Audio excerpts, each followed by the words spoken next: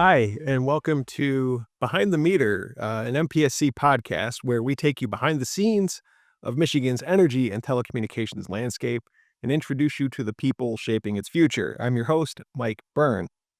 Today we're excited. We have kind of a special episode. We're excited to introduce the newest member of the Michigan Public Service Commission, Commissioner Shaquila Myers. Appointed by Governor Whitmer, Myers brings a strong background in public service, energy and telecommunications policy, and regulatory work. Welcome, Commissioner Myers. Thank you.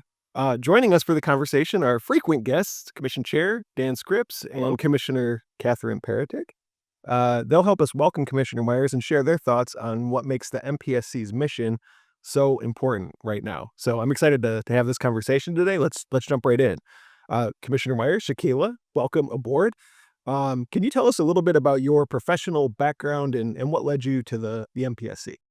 Sure. I've spent about the last 20 years of my career in public service in some form or another. Um, came started in nonprofit world, and about 17, 18 years ago, start joined the Michigan legislature as a policy analyst, handling mainly infrastructure work, local government, and eventually moving over to health policy for a little while, moving to leadership offices, but continued doing like road funding, a little bit of telecom stuff. In 2018 or in 2019, when Governor Whitmer took office, I joined the executive office and worked for Lieutenant Governor Gilchrist, where we focused on criminal justice reform and broadband access.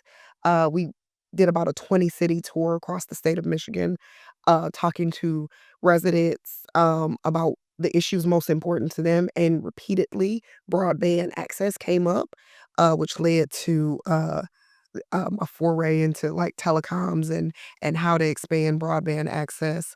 I also did policy work. Again, I did policy work in the Senate, so had a little bit of behind the scenes work in 2016 with the energy rewrite while working for Minority Leader Anna Nick. Fast forward to 2022 when election year, and uh, we elected our first Dem trifecta in about 40 years. So I moved over to the House of Representatives, where I was chief of staff for Speaker Tate. And in 2023, we did a pretty big energy package where behind the scenes I did a lot of work with building relationships with stakeholders and finding consensus on issues, the more I guess, contentious issues between the energy or the clean energy stakeholders and some of the utilities, and then getting members there to finally pass it. So that's kind of a long run, but I think it's been a long 20 years. It's that last piece that I think is so unique, that you were actively involved in negotiating the laws, some of the laws that we now have the privilege and responsibility to oversee. And I guess I'd love, as Mike started this, we take you behind the scenes of Michigan's energy landscape. I'd love it if you'd take us behind the scenes to some of the way that law ultimately sort of came to fruition. I mean, it really was narrow majorities in both the House and the Senate, and a tough road to walk in terms of counting to 56, which is in some ways the most important job of the chief of staff to the speaker, is how do you get 56 votes for it? So could you take us a little behind the scenes and how that set of laws ultimately came to be? Sure, absolutely. I mean, we honestly started with some of the clean energy groups and the environmental groups sitting down months in advance, just saying like, "Hey, we really want to get something done." We did a caucus retreat, and it was the number one issue to the House Democratic Caucus was we needed to do something in the clean energy space. So probably right before we had heard that from members, so maybe about a month before, the speaker and I started sitting down with clean energy advocates and really just trying to lay the groundwork for, we want to get something done. This has to be done together.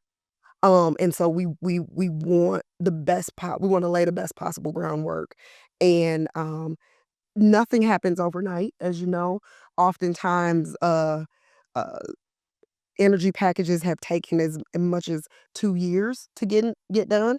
We got it done roughly in about 6 months, but it was a very intense 6 months of work, to get done. So, as you know, a caucus ranges from your farthest left to your middle of the road, and so no one got 100% of what they wanted.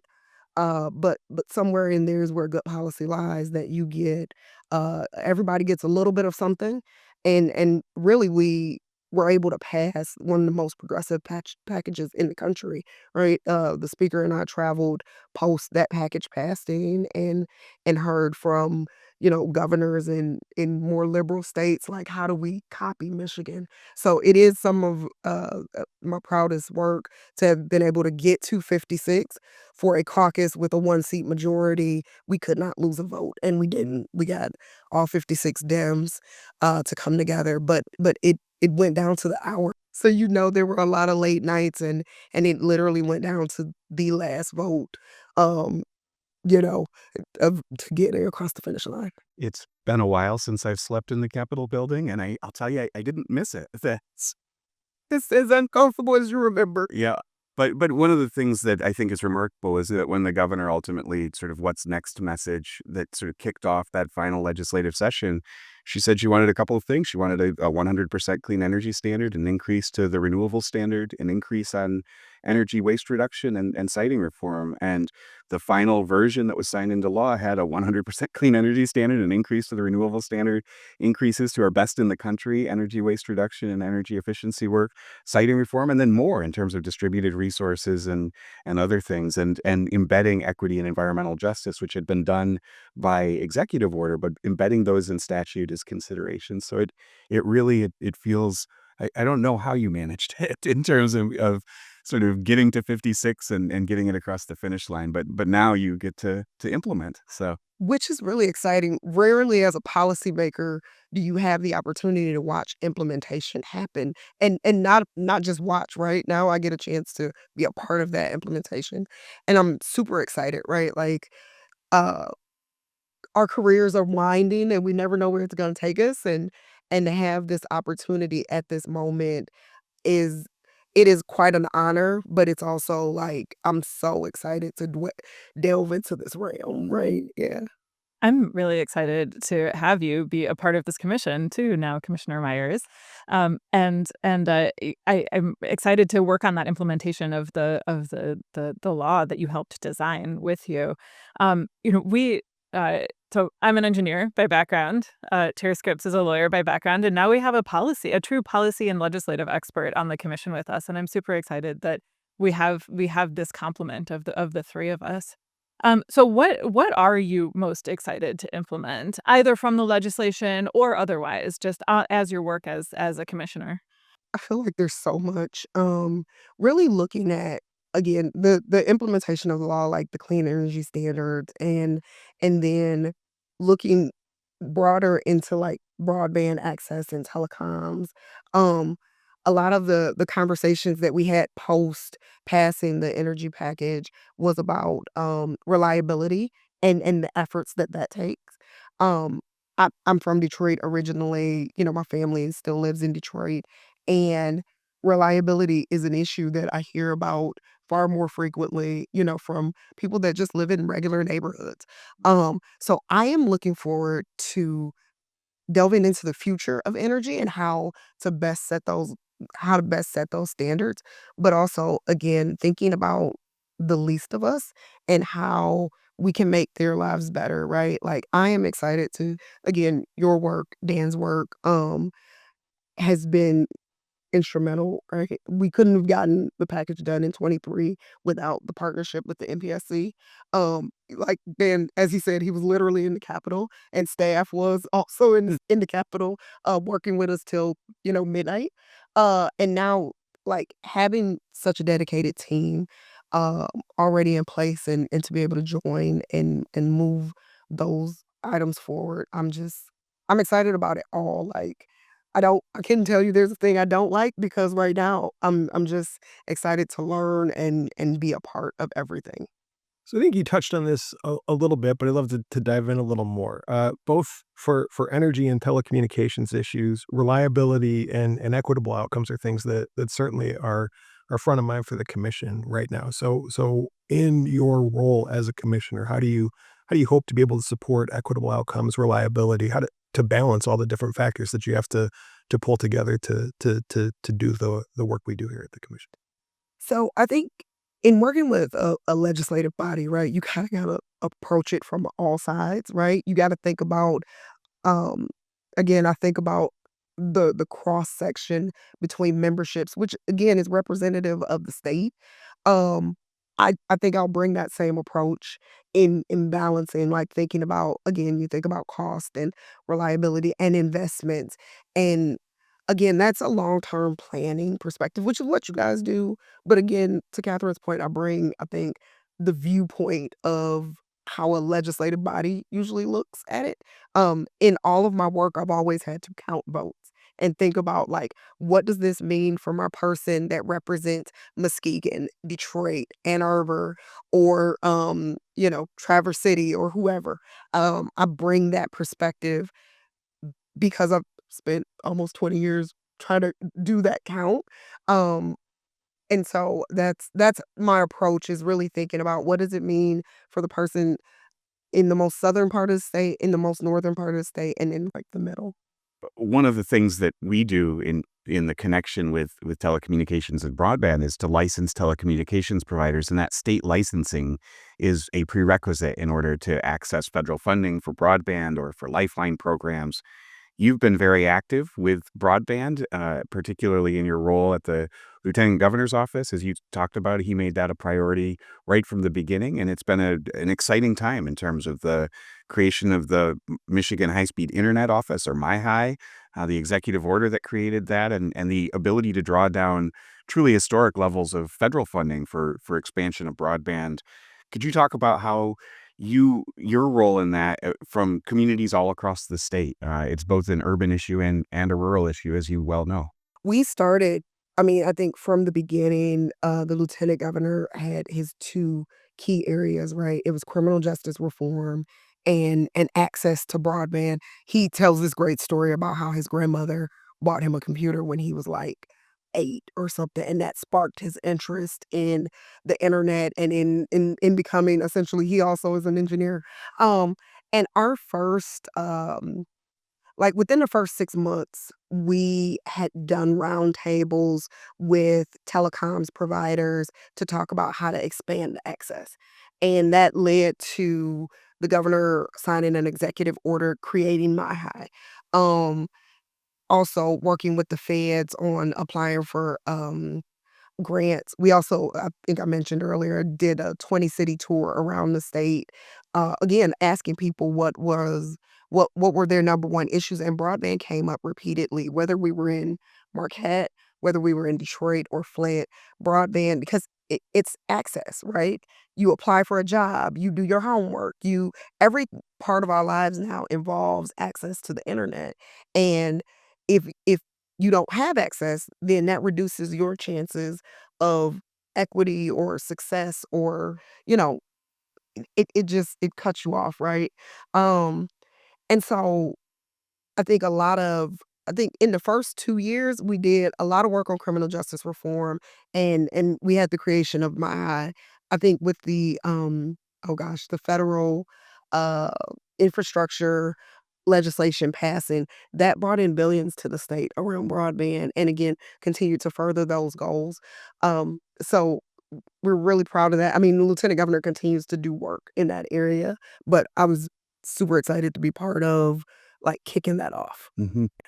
So one of the things that I'm excited to learn from you about is continuing our work on incorporating public input. That's something that we've been working a lot and thinking a lot about recently is how to how to communicate better, like this podcast, of a way of reaching out to people and being able to explain the work that we do, and then also bringing in the opinions from the public too, like the thoughts and opinions and needs that those customers of energy and telecommunications services from the companies that we regulate want to offer and want to have input into our decision making process. I Do you have could you maybe talk a little bit about that, like how the importance of public input, like how we should be thinking about that? Any your experience of bringing all of those different people together to come up with the right answer and the right decision. Yeah. So the Thriving Cities tour that we did, I think is an excellent example of that, because we brought in just regular community people, but we also brought in organizations that were representative of a certain aspects.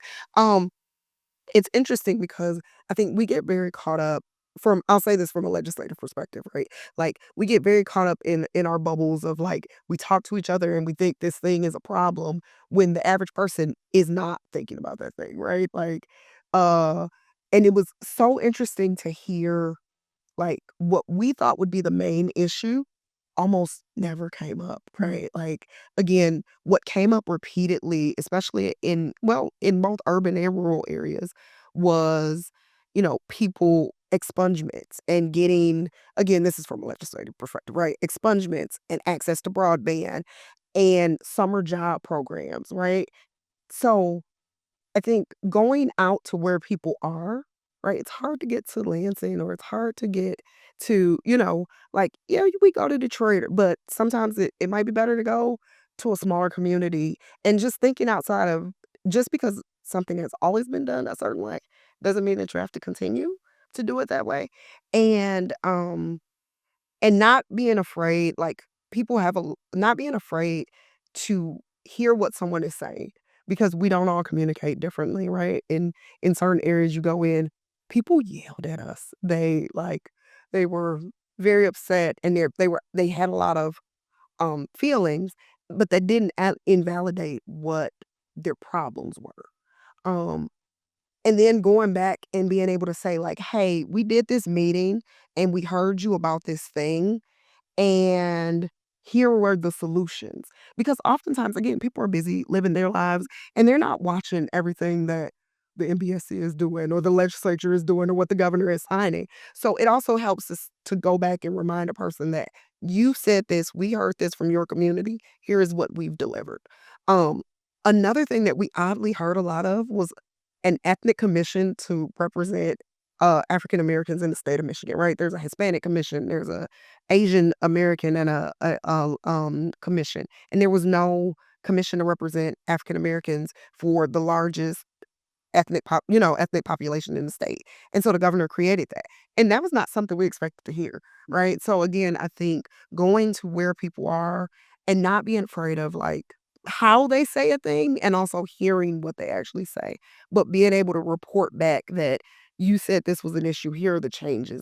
Um, I don't think people necessarily feel like they have to agree with everything. They just want to know that they were heard and that there was a response. Yeah, and that's so powerful, and it's something. I remember we did our first commission meeting outside of the city of Lansing, and now have done a bunch of them. But and they have, they've been contentious. But it's also, I think there was a suspicion that, okay, you're doing this, but we'll never see you again. But you keep showing up, you keep listening, you do it with a sense of humility, and that there's more to learn, and that the people who sort of may have the best views on this are the ones who are most directly affected by the decisions that we make. And I will say, I don't think we've gotten it right, but I think it's much better, and I think it's much better because of the process, and because of the voices that have been heard and integrated into the process. And so, more to do always, but I think that approach of, even if people are angry, they've got something to say, and they're angry because the system isn't working as well as it should. And I don't know, I'm excited about that.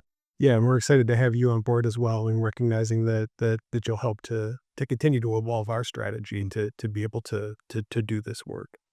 Maybe let's shift gears a little bit. I'd love to hear something about you, professional or personal, that people might not know about you, but that's helped to shape who you are. I came from a nonprofit background, but mainly my degree is in health. My bachelor's degree is in health. I worked in physical therapy clinics for about a decade before, like between the age of 15 to like 23. I worked in private and hospital settings. But I think that really sparked my interest to make a difference.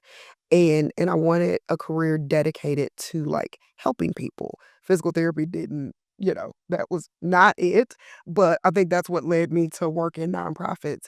And my last nonprofit job was at a domestic violence agency, which is what led to getting into politics, right? Like it was, for survivors of domestic violence, it was, I did supervised visitations, which was really hard, but it gave me an idea about, hey, like the law is maybe not fair to survivors of domestic violence, which is a really different role than when I started in politics. I was hired to do families policy.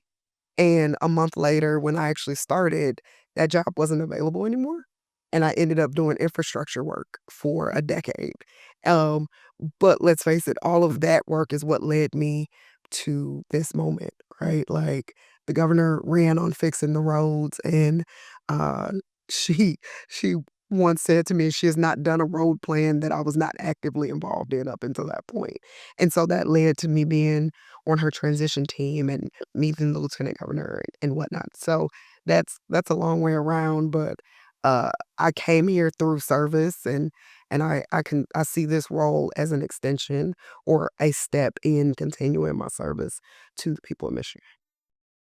At the beginning, sort of talked about your background and the fact that you were in the Senate policy shop. I believe Mike Byrne was also in the Senate Democratic policy shop at one point, and one thing folks may not know about you is that you were on a softball team together. And so I guess I'd be interested, sort of your evaluation of our chief operating officer as a softball player. Hall of Famer, all-star? All-star, most definitely. Champion. I would say heart of a champion. Lots of enthusiasm. I mean, that might have been in our younger years, but definitely a lot of enthusiasm for the game and perhaps the after game as well. That's fair. Shout out Taco Dreams. I think that we were not a very good softball team, but we did have an enjoyable time, and it's good to sort of be able to enjoy those moments with colleagues, and I'm super excited to be your colleague again. This is great. I know, this is great. I mean, we should have a reunion at the Irish pub. Shout out to It's the new Irish pub. Right. They took it away for a while. It's back. The stars are all aligned. Enthusiastic is an interesting word to describe somebody as a softball player. Very descriptive. Yeah, exactly. I mean, Mike was probably I was definitely the worst player on the team, and Only I because probably I wasn't there. Yeah, I probably ended some umpire's career. I took a speeding header to an umpire, and I ended up on crutches. I don't know what happened to that guy. Got nothing. Mike has nothing to say. I think I started to develop organizational skills at that point, putting together a lineup, getting people to show up. I think our biggest innovation was walk-up songs for everybody. I do remember walk-up songs. Mine may have been Nelly or something. I think we need that at the commission. Well, this is really taking a turn at this point. I might bring it back and just ask you as we kind of round this out, what excites you the most about being part of the MPSC right now? Honestly, I mean, the future of energy is so exciting. I'm excited. One, the staff and the commission itself, right? Like this team has been wonderful. Everyone's been so welcoming. So I am excited to join this team, but I'm also excited about the future of where we're going, right? The implementation of the 23 energy package, but also nationally looking at what's happening and how Michigan can continue their role as like as a leader in this space. So I'm just excited about every day about like I'm learning so much and so I'm just yeah. It was an interesting time, and that learning so much doesn't go away. No. It's one of the best parts of the job, honestly. So Well, we're super excited to have you on the commission. Thank you so much for taking the time to let us get to know you a little better today, and to all our viewers and listeners as well. Chair Scripps, Commissioner Peretick, thank you for being here. Commissioner Myers, welcome aboard, and look forward to all of you joining us again behind the meter. Thanks.